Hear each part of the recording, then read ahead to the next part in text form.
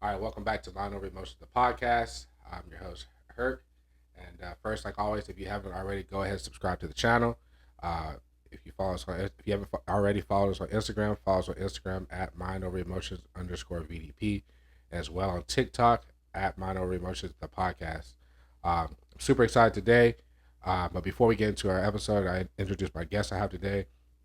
Um, just like I tell you guys all the time, make sure you guys are checking on your friends, your family, your loved ones, and most importantly, just taking care of yourself.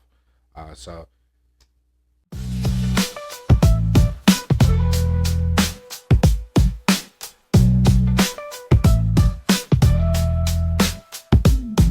with further ado, I got my boy Sherman. You know what? Let me tell you guys something, man. I told everybody that I was going to bring Kay on, and everybody was super excited. Um, and then when I told everybody I was bringing Sherman on, I mean, it went crazy. People were, because honestly, Sherman never comes out the, never see Sherman outside the gym. I don't think I ever seen you outside the gym. And then he showed up today. Man, he outdressing me, guys. You guys see this guy, man? Look at him, fresh as hell. Got the tuxedo pants on. Got the hair slicked back. Um, and like I told him before we started, I nicknamed Kay the godmother of powerlifting, and I think it's only right that we nickname you the Godfather. What you think about that? I'm good with that. Even though we could give you like some Duck Dynasty name or something. You got that beard, man, shitting on me with the beard. Um, but yeah, man, we got Sherman here. Sherman is from Ohio, correct? Yep. All right, Sherman, how old are you? 29. I just turned 29. Last month. 29. Holy crap, man! I did not know you was 29 years old, man. Um, so Sherman, how was it growing up in Ohio? Well, I lived there until I was 11. It was kind of nice. I lived there with my dad. My parents split when I was 3, so my dad got custody because he was significantly older than what my mom was, and he already was having health issues. Okay. So they figured that he was on borrowed time, so they decided that would be best to let me have an experience growing up with my dad. And that was a simple place, simple people is the best way to put it. You said, hold on, say that again. A simple place full of simple people. Okay. But did you have a relationship with your mom growing up still? Yeah. So during the summer and every other Christmas, I would go and visit her. At that point, when she first left, she was in like Chicago, and then eventually she ended up out here. She on South Side of Chicago. She in the hood. I forget when or and where, but like, yeah, 2007 is when she ended up out here. Okay. So you came out here to be with your mom? Yeah, after he passed away. Yeah. Oh man, how did your father pass away? He had health complications. So by the time that I was born, he had issues with lupus, which is an autoimmune disease. So he had like two variations of it.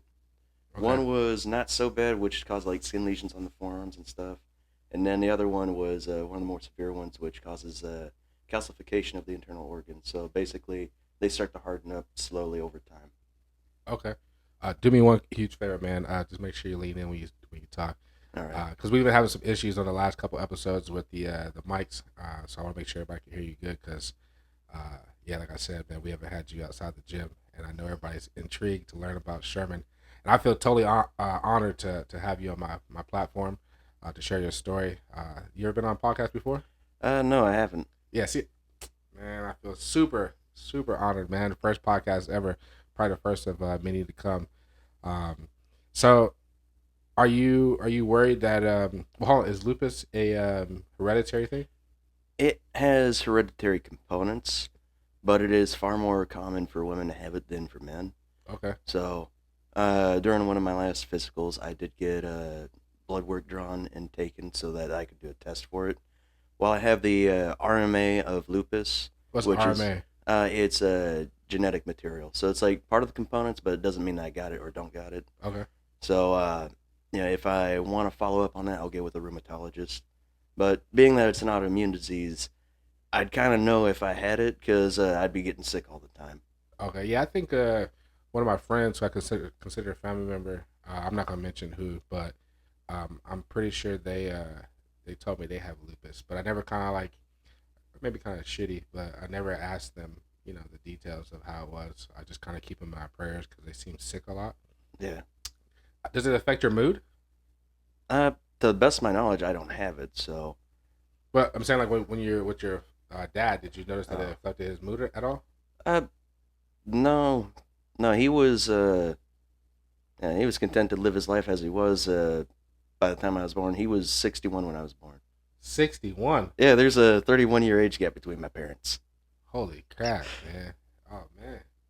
He wanted the young woman, huh? I mean, at that point in time when they got together, they were each other's like third spouse. So, yeah, my mom wasn't supposed to be able to have kids, so she kind of was also like, "Fuck it." About to say, hopefully you don't tell me some crap like he was there when she was born. I met somebody like that before. They were like, "Oh yeah, I was there when my wife was born." Like what? Like that's crazy. Um, so coming to Washington, how old were you when you came to Washington again? 11. 11. So transitioning from Ohio to Washington, how was that? It took time and whatnot. Basically, left behind what few friends I had and whatnot, and just had to start over out here. And it was just in time for school to start too, going right into sixth grade. I'm curious to know, man. What kind of student were you, man? uh, Quiet. I was the quiet kid that just took notes, did his thing. Okay. You weren't like super popular or anything like that? I mean, people liked me and whatnot when they'd actually get me to talk, but for the most part, I just kind of stayed in my own lane. I could see that because like even we're gonna get into where I met you at. But even when we met, like you were kind of quiet at first, but that's one reason why I nicknamed you the Godfather of powerlifting because in our powerlifting gym, there's so much going on around you, but everyone loves Sherman, man. I don't think I've ever heard anybody say they don't like Sherman. So I used to call you Mr. Sway. Yeah, I You know, remember that. yeah, yeah, yeah. Everybody calls Dave Mr. Sway, but no one ever sees Dave.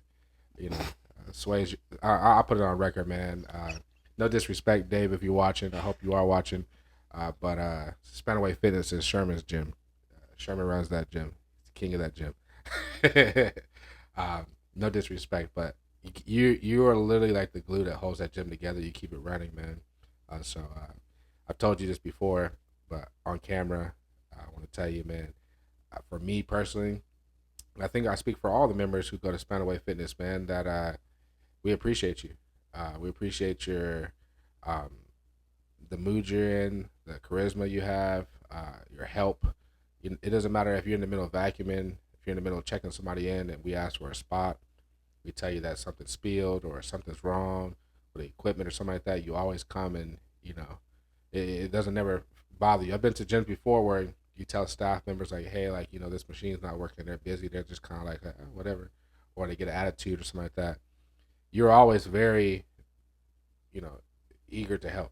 Yeah. No matter, and, matter of fact, before we get into your story, I want to ask you this question: how is it that you possess such positive energy and charisma at all times? Like I swear, and I've been coming to Sway for about 3 years, roughly, almost 3 years.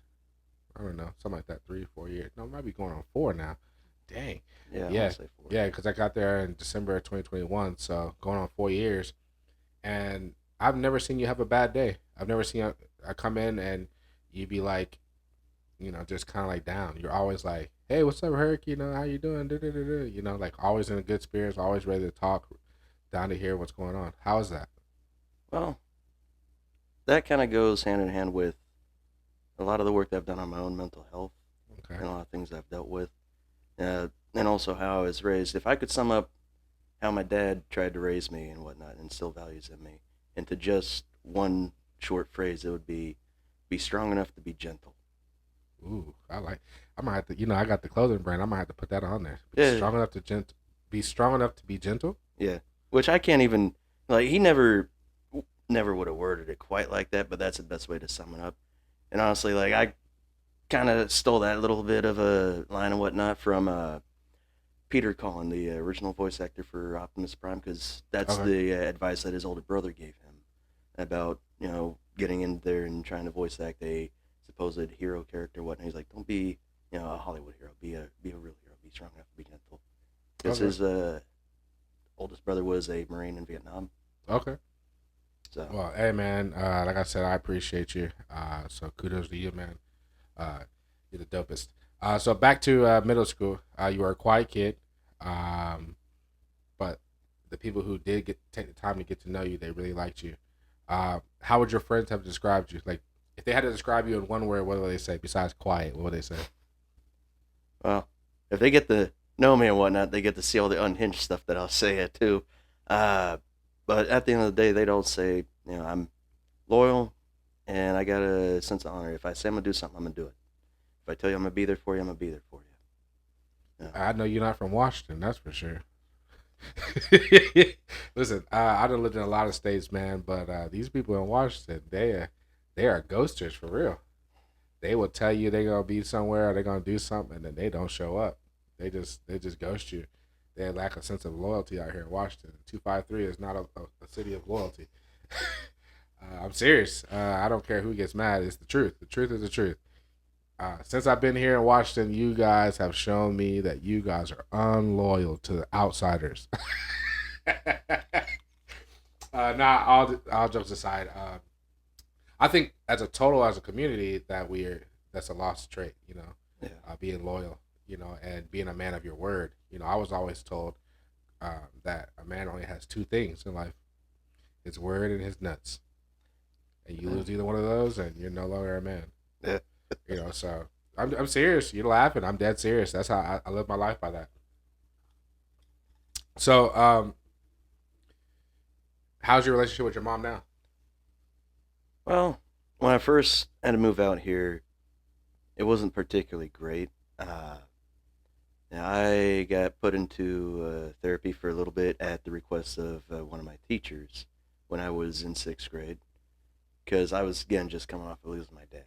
So, uh, and the therapy kind of worked fairly decently well until the topic shifted from losing my dad to the dynamic with me and my mother, and then at that moment she immediately shut that shit down. So because honestly, when I was reading your questionnaire, you spoke on that, and so your mom was the parent you were referring to. Yeah. Why did she do that? Well, now that she's finally doing counseling slash therapy, however you wish to refer to it as, uh, I've got more proper context on it, and it is more of the fact that at the point in time she was projecting her own unresolved childhood trauma onto her relationship with men that are either in a authority position or just men in general. Because she had issues with her dad as a child, and typically when a child has issues during their developmental years with a parent of the opposite gender, what happens is either they become obsessed with getting praise and affection from that gender, or they become resentful towards that gender. And she fell on the resentful side. Okay. Um, and how old is your mom now? She just turned 60 last month. 60. Okay. Um, so I'm not gonna dive too deep into that unless you're okay with it. No, I'm good with it. You're okay. Yeah. So what kind of trauma did your mom experience that made her lean towards the resentment side? Uh, Verbal and physical abuse at the hands of her own dad. Oh, no, I'm so sorry to hear that. And hopefully that she's getting the help that she needs. Yeah. Knowing that, how did that affect you? Well, being that her, finally telling me that stuff is a recent development, and I've already made peace with the way that she treated me, and kind of just made peace with that whole situation. It adds context, and it's kind of a surreal situation now that she's getting help, and I'm already kind of well adjusted and self aware. Like, it's an odd feeling. Like, it's not bad. It's just weird. Yeah. Yeah. Now, is your grandfather still alive? Yeah. He didn't start to mellow out until he was in his 60s, and he was still about as abrasive as a roll of sandpaper at that point. And now he's in like his 80s, so he's dealing with the repercussions of his life choices as far as just health wise. He's got some cancer going on and whatnot. Well, I know that he caused a lot of trauma in your family, but here at Mind Over Emotions, the podcast, we don't wish bad on anyone. So you can feel how you want to because of how things have affected you. But forgive me for saying this. But I pray that God's will works in his life. Now, with that being said, what kind of relationship do you and him have? Uh, After I moved out here, I just kind of slowly just faded out of the relationships I had with most of my family. My dad's side was fairly quick because there was some drama there between my half siblings, and I didn't want to get dragged into that, so I just stepped out and stayed out of it.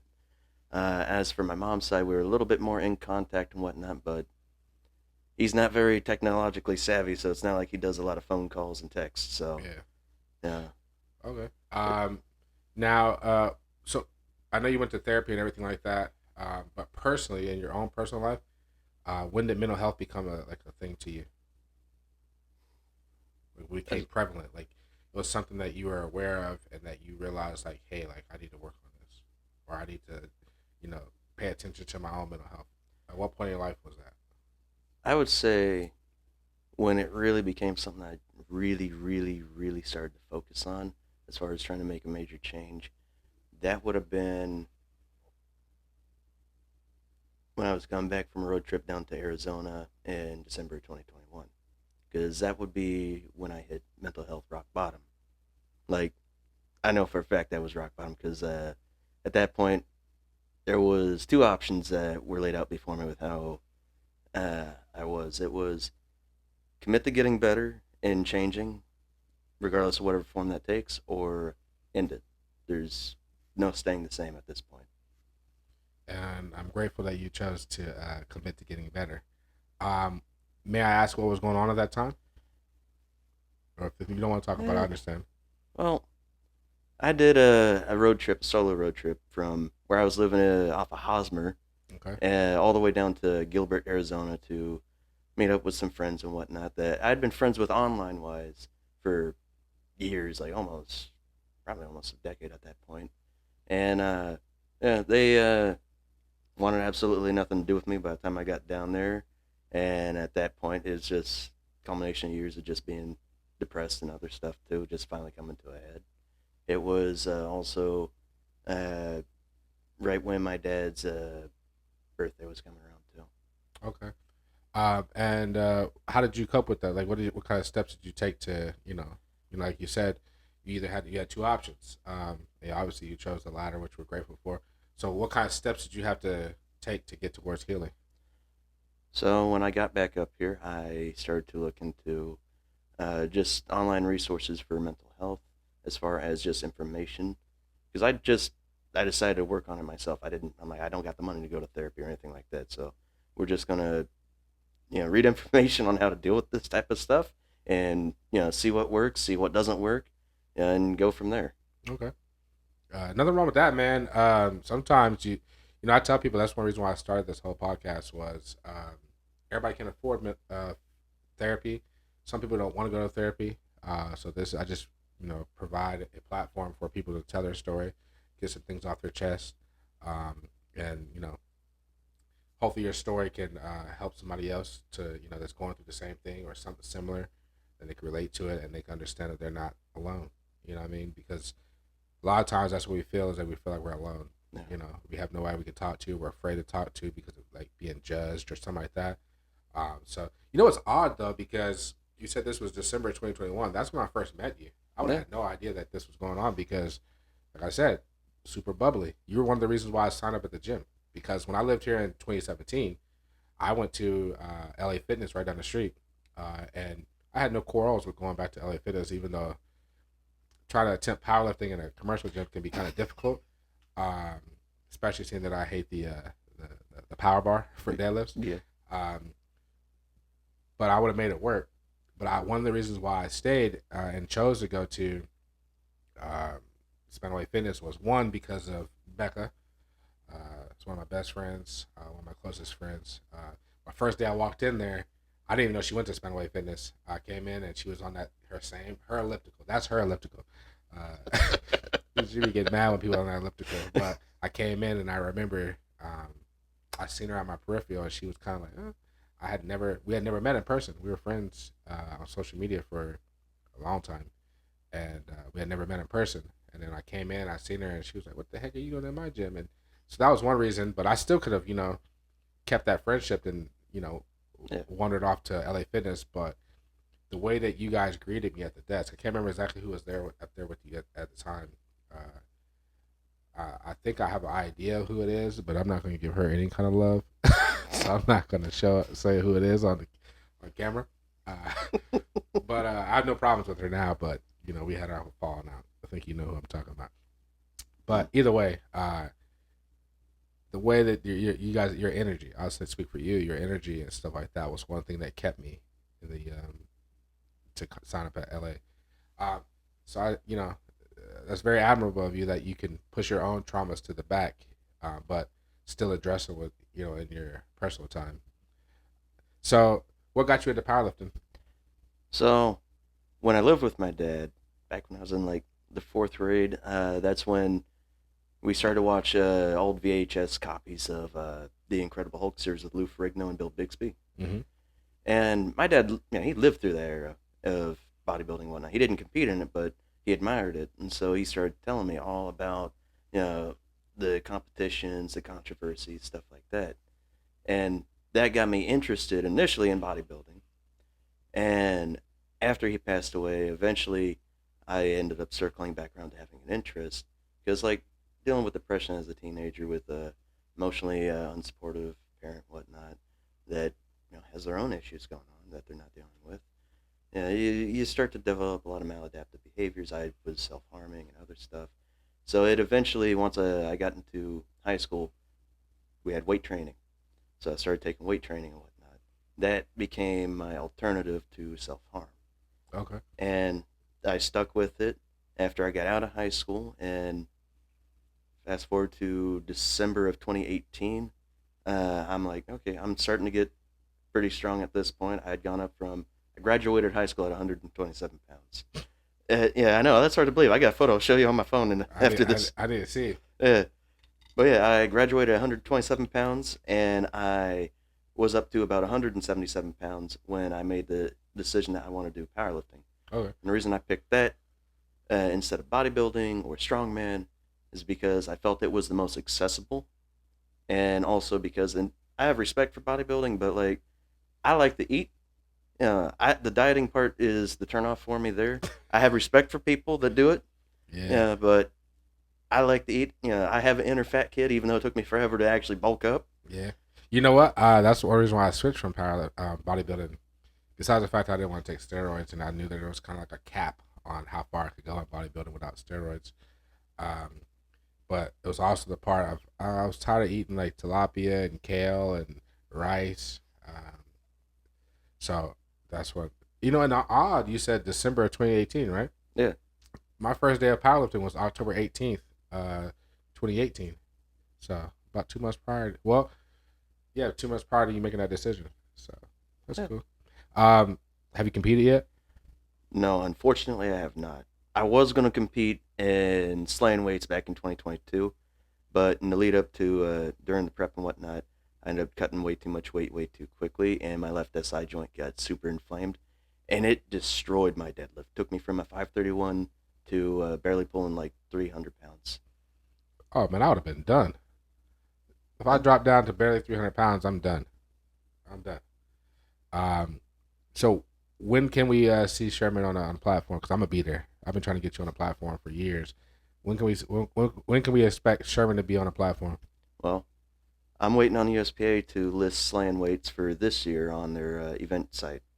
So once it You, pops you, up, you know what time of the year slaying weights is, right? yep, December. December, man. I'm gonna have probably like 2 or 3 clients in that comp we did last year. I know. Oh man, so I'm gonna be there front row seat. I'm gonna tell my clients, look, hey, you gotta choose your own numbers. You gotta handle yourself when Sherman go up because this has been a long time. You know what? At my last meet, I don't know if you remember, I told you this. The meet that I'm about to do, when I did it last year, remember I begged you to come, Yeah.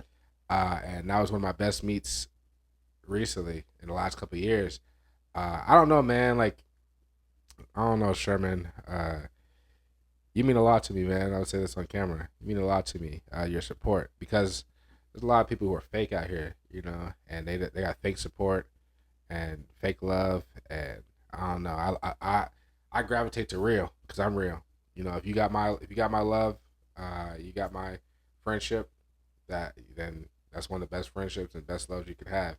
And I feel like there's certain people, like K, T Love, you, There's certain people who possess that same kind of energy, and so we all kind of gravitate towards each other. So I'm just honored that I can, call you a brother, a friend, the Godfather of powerlifting. Look at this. We're gonna keep that name going, guys. You guys see Sherman at Spanaway Fitness, make sure you guys call him the Godfather. Don't call him Sherman. Godfather of powerlifting. Uh, so what was I about to ask you? Oh, you ever? I know you got into coaching recently, right? A little bit here and there. I used to be certified as an ISSA trainer. Okay. So that's initially how I got hired on at Spanaway.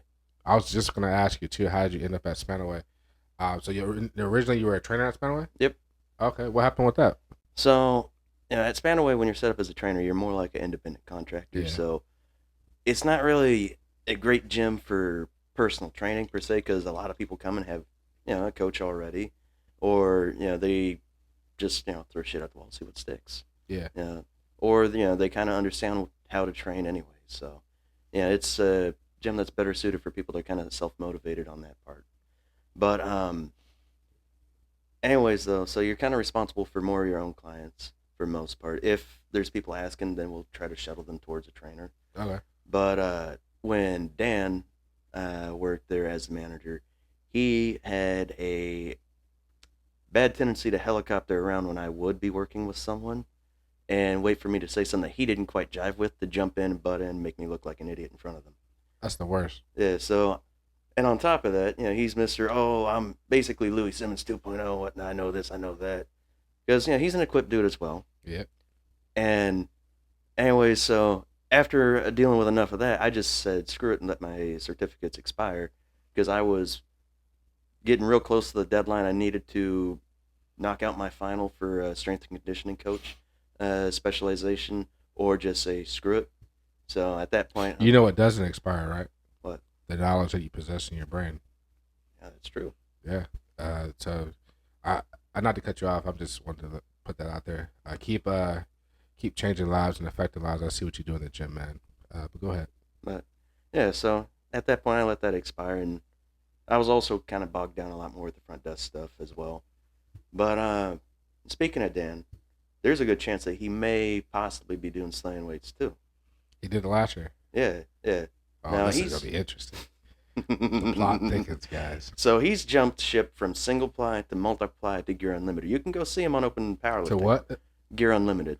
Okay. So Gear Unlimited is anything that's thicker than 3-ply for multiply. All right. Pause there before we get into that. Hey, look, guys, you guys about to get an exclusive on powerlifting. We're gonna learn something today because I'm a raw powerlifter. I know about classic raw. I know about raw. I know what equipped lifting is, but I don't know. So we're gonna take a second and we're gonna start at the beginning. Single ply, was it single ply? Yep.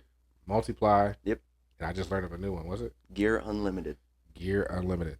And just for all you guys out there who think that equipped training or lifting is cheating, it is not cheating if everybody who you're competing against has the same advantage. So if everybody is equipped, then how is it cheating? You have the same advantages, the same leverages.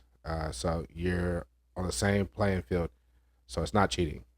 But just make sure that if you are a equipped lifter, that when you start talking about your numbers, that you make sure everybody knows that you're a equipped lifter. Because if you're like 130 pounds and you're walking around talking about, yeah, I bench 502. I'm gonna be like, well, show me the video, and then if you show me the video of you doing it, equipped it, I'm gonna be mad only because of the simple fact that you had me hyped up to watch this video of you in a bench shirt. No disrespect to the bench shirts, but all right. So first, explain to us what's single ply. So in equipped lifting, you have 3 main pieces of gear that you wear that's different than any other division. You have the squat suit, the deadlift suit, and the bench shirt. So single ply refers to how thick the material is, so it's just 1-ply material. Okay. Then multiply can be 2 to 3 layers for the suit and the shirts. But for the squat in multiply, and I learned this after like 3 years of listening to old school dudes talk about it. In multiply, they don't just wear the squat suit when they're squatting; they wear briefs under the suit, which is basically the lower half of the squat suit. So So hold on. So you're wearing a singlet and all this? No. So the only time for an equipped dude to wear a singlet is when he's benching. Okay, because he's Because just wearing the shirt. yeah. Okay, So in the case of your squat and your deadlift, the suit takes place of the singlet. okay. Eh, And then Gear Unlimited. Here's the one with really the trivial one. So in Gear Unlimited, if you've got suits that aren't just straight polyester and nylon, like they got some elastic in there, that's where those are. You got the bench shirts that have bands basically stitched into them. That's where those are. Your knee wraps are longer than 2.5 meters. That's where they go. So it's all the experimental stuff too. And are they weighing this stuff? I mean, not weighing it. Are they measuring? Like you said, 2 meters. So Yeah, they're taking out a measuring tape and they're saying like, hey, this is too long or too short or yeah. that's crazy. What made you want to go to equipped it versus going like raw or classic raw? So initially, I wanted to do classic raw, and then, as I got more, training under my belt and got older and whatnot, the plan would be to eventually go into equipped. Uh, and as far as starting classic raw, like initially, I squatted with no knee protection at all. I got up to about a 430-pound squat doing that, and then one of my coworkers at my old job, which was an apprentice shop, he had some crappy CrossFit knee wraps that he gave me, and it was better than nothing. Yeah. So I started learning how to wrap my knees, and then I'm like, okay, these things work pretty well, but now I'm trying to get a 500-pound squat, and these things just kind of aren't cutting it. So I got some actual powerlifting knee wraps, So when you were in the squat suit, you're still wearing knee sleeves, knee wraps. knee wraps. Okay. Oh, and then since we're on this podcast right now, Sherman the other day he decided to be disrespectful, and he posted on his story. I think it was your story, Yeah, and he goes, "I'm one of three people in Spanaway Fitness that has a 700-pound squat. Screw the rest of you." Now he didn't say that. That's how I felt because I don't have a 700-pound squat. I wish I did, but kudos to you, man. I remember when Sherman. I used to be mad at Sherman guys because like, dude, you're over here. You lifting like a power lifter. There's a couple of you guys in the gym that do this too. You're lifting like a power lifter, showing up, training like a power lifter, talking to powerlifting talk. Every time I say, when are you competing? Next year, 2 years from now, when this injury, heals. But you guys know me. I every time I compete, I got like 16 injuries. You know, I have the worst preps, but I still show up. No knock on you guys. This is just who I am. I totally get it. I do not suggest training the way that I do because I'm suffering from it now. Um, my close loved ones is telling me, kind of low key, telling me that I need to make a choice. You know, what I got, something has to go.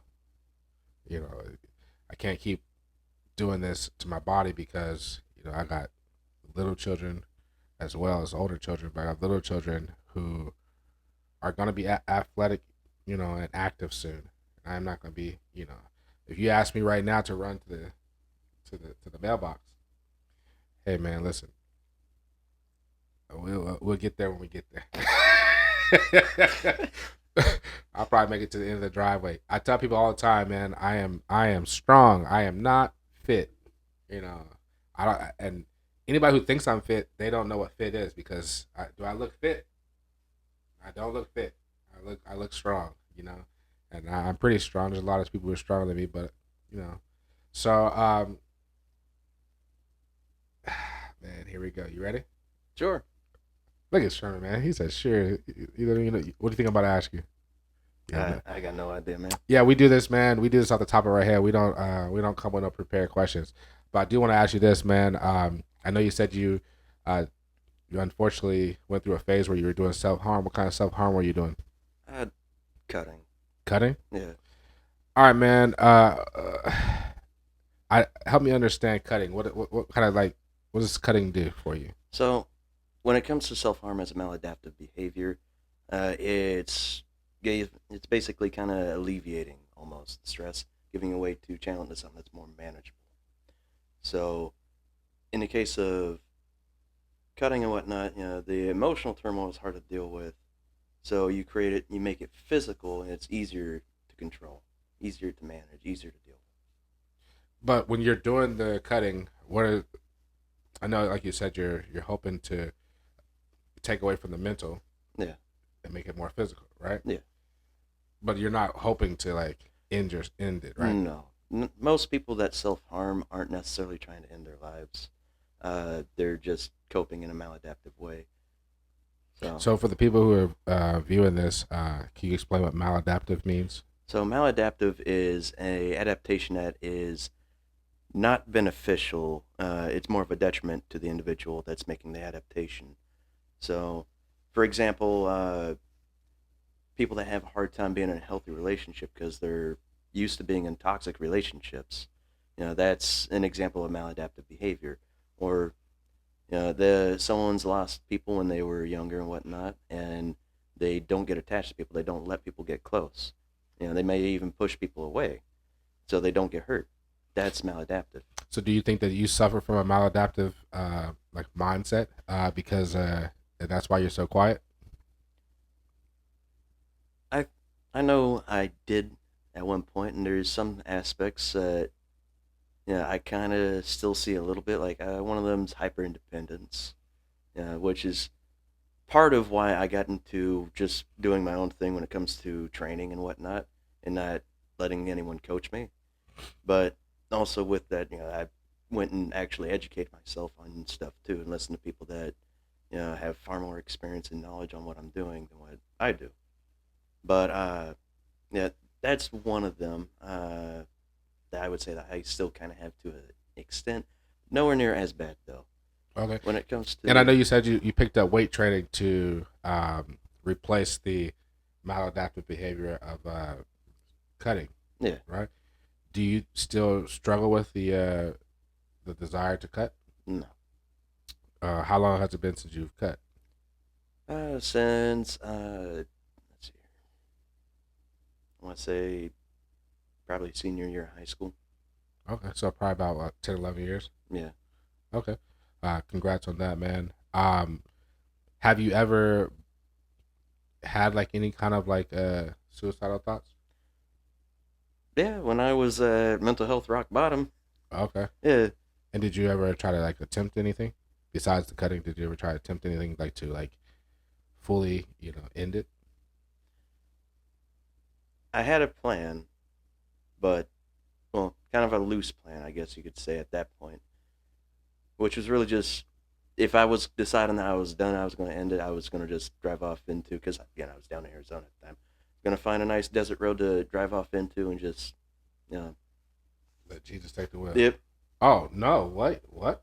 yeah, just kill myself that way. But Oh man. yeah, but like I said, it was a loose plan. It wasn't thought out or anything like that. Loose plan or not, you were down there by yourself because you said Yes. that you spoke about how your so-called friends they want nothing to do with you after allowing you to drive like damn near a day to get there. So, what or who was there for you and helped you get through that moment to where you didn't do that, and Uh, your plan remained loose instead of quote unquote tight? I had to say it just because it's you. Go ahead. well, at that point in time, when I was still, going back and forth, because I was just in like a hotel room at that point, Okay. uh, I reached out to four people Okay. at that point. Uh, three of which I'm still in contact with. One of them, and not everyone that I reached out to got the same level of detail about the situation that I was in. I reached out to my manager slash friend at the time, Preston. Kind of gave him just a brief synopsis of what was going on, let him know that I was cutting my trip short and what happened a little bit. He was super, super easy going, laid back dude and whatnot. He moved down to Texas at the end of 2021, and he's doing great down there. Okay. I reached out to my buddy Connor and my buddy Taylor, where I gave a lot more of the full rundown of the situation, what I was dealing with, and whatnot. My buddy Taylor, I've known since I was in the eighth grade. I'm still good friends with him and whatnot. Matter of fact, I finally got him to do a day pass at Spanaway on Saturday. Oh, for real? Yeah, after years of trying to get him in there. What do you think about it? Oh, he loved it. Okay. Yeah, but and then the only other person that I reached out to was Savannah. Savannah. I'm a Stone. okay. Yeah, I was trying to think of how to. I didn't. I can't remember her last name. yeah. So out of those four people, what kind of advice did they give you? Well, Because I know a big part of like when somebody reaches out to you in a situation like that, a big part of that is listening. But at the same time, I feel like you have to give some kind of words of encouragement or some kind of advice or something. You had to need something to help you get through it. So what? Well, one, tell me this. One, what was it that you needed in that you feel like you needed in that moment to get through it? And two, what did these four people provide to you in that moment, if anything, that helped you got through that situation? I think what helped me get through that situation was just being able to reach out and be heard. Because, you know, in my friendship with Taylor, which, like I said, still going and whatnot, if most of it, especially in the earlier years, I was more so the friend that everyone just kind of talked to when they were going through shit. Yeah, I was the one that kind of played the old wise man role. Yeah. But it so with him, it was just more of like, look, dude, like, I feel like crap and whatnot, but he's like, well, dude, like, don't end it, that's gonna suck, I love you, dude, that type of stuff. He's not particularly skilled or got a lot of experience dealing with, difficult situations. I think that people, you don't have to be skilled. I think that just being genuine, especially like if you are in that situation and you can get a hold of somebody who truly loves you and you know like deep down, like even in that lonely moment, you know deep down that they really truly genuinely care. I think that just their words and just their ears to listen to, because like you just said, Yeah, you just want it to be heard. yeah, um, because to be friends, to invest friendship, and to invest into a friendship for 10 years or whatever the case may be for years, and then to lose that friendship, it's almost like it's not too much different than losing an intimate relationship, um, because it's time, it's emotion, and stuff like that. So it hurts.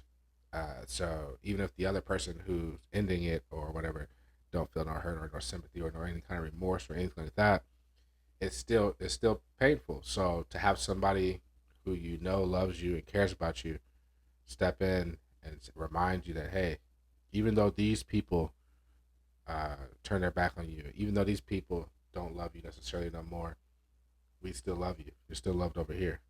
It kind of gives you some kind of redirections and some confirmation and stuff like that. So I'm just blessed and grateful that you had those kind of people that stepped up, you know, and you kind of really just spoke on, like I said, the whole basis of this podcast is to give people a way to be heard, to tell your story. So, man, I would have never known this, man. Would never known, man. I'm a little speechless. I'm not gonna lie, man. Um, dang. You got any questions for me? nothing's jumping to mind right now. I mean, What do you? uh, What, let me ask you this. I got a question for you. What do okay. you think? What do you think of hurt? If you had to explain hurt in 3 words, what would it be? Truthfully, I'm open. I've heard it all. So, truthfully, I want to hear this. I think I genuinely think you're a good dude. I think, you mean well. I've seen, earlier on in our friendship and whatnot, where you'd let your ego get in the way or you'd let your emotions get the better of you. But you've made a lot of work on that, a lot of progress on that. Yeah.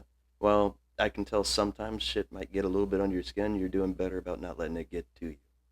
I appreciate that, man. That's the truth. It's very much the truth, man. Yeah, when I first started out, that's the way. Yeah, I used to be. We talked about that with Kay. We're gonna get that again. We're gonna, I'm trying to close those wounds and close those doors. Yeah, man. Look, man. I don't. I'm just kind of like speechless about. I never would have never thought this, man. Um, Dang, man. But how are you today? I mean, for the most part, I'm good. I still deal with depression from here and there, What kind of but support system do you have today? I've got I've got a handful of people that I'm cool with reaching out with that they've I know they have the capacity to understand because they've experienced similar situations, so I'm more comfortable reaching out with them. Because if you reach out to someone that doesn't have experience with what you're trying to talk about, and they don't also have any kind of education, psychology, or mental health or anything like that.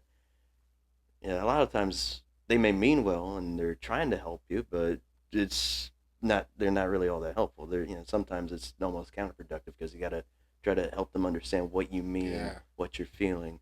So like there's a small handful of people that I reach out to and whatnot. And I know you had like a kind of like short stint experience with therapy. Um, is therapy something that you're considering like now? It's something that I'm open to down the road if I feel that I need it. I mean, for the most part, I'm pretty much my own therapist. I've got a high school level education as far as formal education in psychology and sociology, and I've got anecdotal education as far as when working on my own mental health, learning to deal with depression. Did you just use the word anecdotal? Yep. Man, this boy Sherman, or my excuse me, this man Sherman is intelligent, man. He don't say much. I would have never expected him to know even these big words. You know what? This goes to show that you cannot judge someone based off of their current situation or where you meet them at. You can't, because most people assume that somebody who works at a gym Yeah. or a gas station or something like that, that they're, not so intelligent, or that they lack in a lot of areas, especially in the intelligence, like, like they're inadequate. But man, you a lot of these words that you've used, I've known what they are, but you're the first person out of, I don't know how many episodes this is. You're the first person to come on here and use proper terminology and big words, and use them properly. So shout out to Sherman, man. So I do have a question from one of my supporters. Okay. I'm not gonna I'm not gonna say who. Mm. Maybe when I ask this question, you'll know who it is. But I'm supposed to ask you, why are you considered part of the Bad Batch?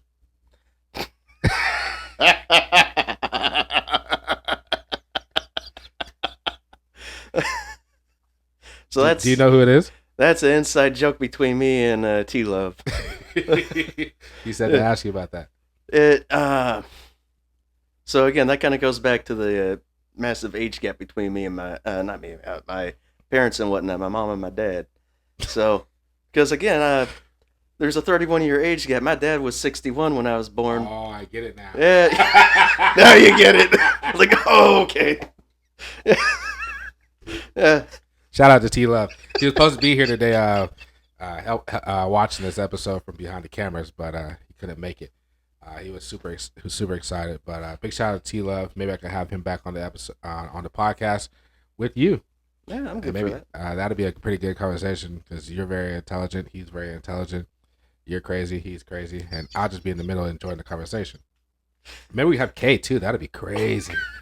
Oh man, the three of you guys, because Kay is like she's hilarious. She'll laugh, but she'll be like, "Hey, calm down now, kids." Kay is amazing. But let me ask you this: have you ever tried to cope with any kind of drugs or any kind of alcohol or anything like that? Has that ever been an issue for you? No, I'm not really a fan of using substance to help manage or deal with things. Mainly because my dad smoked cigarettes all the way up from when he was 15 years old all the way up till he died. You ever smoke cigarettes? Nope, stayed Okay. away from smoking. My mom was kind of an alcoholic in denial and whatnot, so alcohol also doesn't have a big appeal to me. I didn't have my first drink of alcohol until I was like 23 years old. Okay. So, and even now, like, again, because I deal with depression, it's outside of a social environment where more than just myself is indulging in it. I normally will refrain just because, unless it's in the right situation, I skip the fun buzz and all that stuff and go straight to just depression. So, Dang. like, I got a bottle of Jameson that was a gift from the gal that I'm coaching right now, Okay. and I've had maybe 2 shots out of it, and I Dang. got that back in December. Okay. Actually, I need to get her on the podcast too. I had offered to have her on the podcast before, but she didn't. I don't think at the moment she kind of understood what the podcast was about. I'm not sure. I don't want to speak for her, but I'd love to have her on too. So would you ever come back on the podcast? Yeah, And in a closing, what do you think about the podcast? I think it's a good idea. I like it. Uh, you're getting people that are from different walks of life on here talking about their experiences, and I think that's a good idea because a lot of people are, you know, everyone's a center of their own world. A lot of people have a hard time getting into the right spot mentally to be able to understand people from a different walk of life.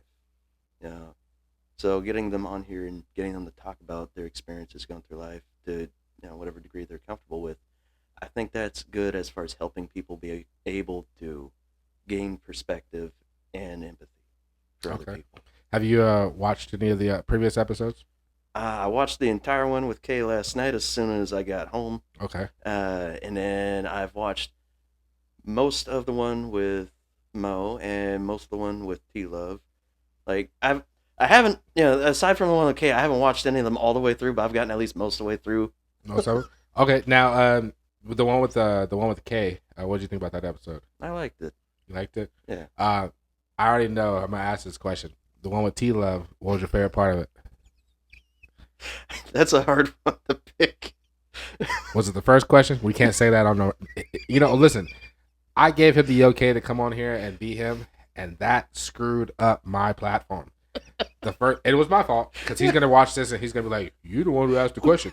I know he's gonna do that, but I asked the question, and man, his answer screwed up my algorithm bad. I almost wanted to take down the video just to get my algorithm back, but I said, you know what? No, my platform is authentic, and I want to keep it that way. Um, as much as I want views because I want people to see this and help them, I want people to feel comfortable to come here and be who they are. You know what I mean? So that's who T Love is. Y'all call him T Love. I call him Ty. We're birthday twins. That's my big brother. We're actually going to be celebrating our birthday together this year. So you're going to get an invitation. All right. Bring that bottle of Jameson because I know you probably ain't going to be drinking all by then. uh, but hey, look, man, I appreciate you coming out here today, man. One, outdressing me. Um, and just showing up. You showed up on time, first off, but showing up and open to talk and sharing your story. I know there's probably more to the story, but I know for the people who know you personally in the gym, um, I know they're going to be ecstatic to see this and to hear your story because we all are curious about who Sherman really is because all we see is Sherman that wears the leg day shirt. I.e., why I wore my leg day shirt. Hey, Sherman be looking through my window on Mondays when I get dressed for the gym. I come in there with my red leg day shirt on, and I show up to the gym and he has his on. It's been like that for like a year and a half now. So just he's gonna try to deny it here in a minute, but just so it's out there first, he looks through my window, creeper. I mean, you know why I wear the leg day shirt, right? Yeah, I know why, because you looked through my window. No, because I got legs that night too. Oh, wow. That's when I train. That's when I do max effort lower. Hey, let me tell y'all something too, man. If you're ever in the gym with Sherman, make sure that you talk ish. I don't want to say the words, mess up my algorithm, but make sure you talk ish to Sherman when you see him. He's a really good dude, but he can take a joke. A lot of people can't. But in my closing, I appreciate you guys watching this far. If you haven't already, go ahead and subscribe to the channel. Hit the like button. Drop in the comments what you guys think about Sherman's story. You guys keep him in your prayers. Keep me in your prayers. Keep all your loved ones, your enemies, in your prayers as well. And if you haven't already, go ahead and follow us on Instagram at mindoveremotions_VDP, and as well on TikTok at mindoveremotions the podcast. And if you're on, I never offer this, but if you're on Snapchat, you can follow the page on Snapchat at next level underscore big hefe herc. That's at next level underscore big hefe herc. I haven't yet created a personal one with the name of the podcast yet, but that's where you can see all the upcoming episodes, the shorts, and everything like that. And as always, you guys be blessed. Thank you again for watching. Peace.